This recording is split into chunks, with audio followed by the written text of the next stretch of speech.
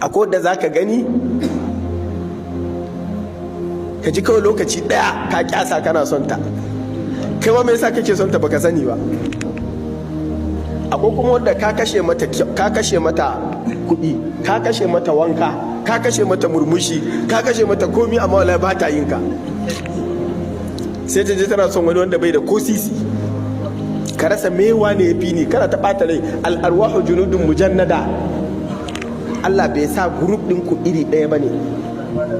Kamar yadda a nan duniya in za a yi aure ake la'akari da genotype da blood group, saboda kar a samu incompatibility tsakaninku, haka ne rayukan kuma haka Allah ya halicci kayansa, yasa wane zai so wane, wance za ta so wane,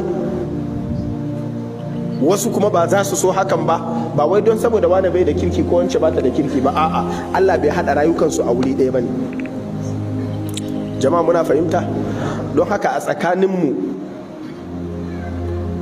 duk waɗanda ka gani kana ƙaunar su sosai irin wannan, da ka samu dama group ɗinku iri ɗaya ne, rayukanku iri ɗaya ne, Allah ya tara su a wuri guda.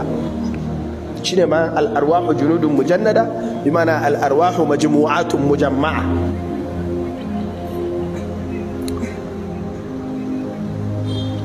To a cikin wannan abota da muke yi tsakaninmu da juna, a tsarin musulunci duk wani abu da ɗan adam ke yi, ko na ɗabi'u ko na mu'amala, addinin musulunci yana koyar da shi ta yaya zai yi shi yayi mai kyau.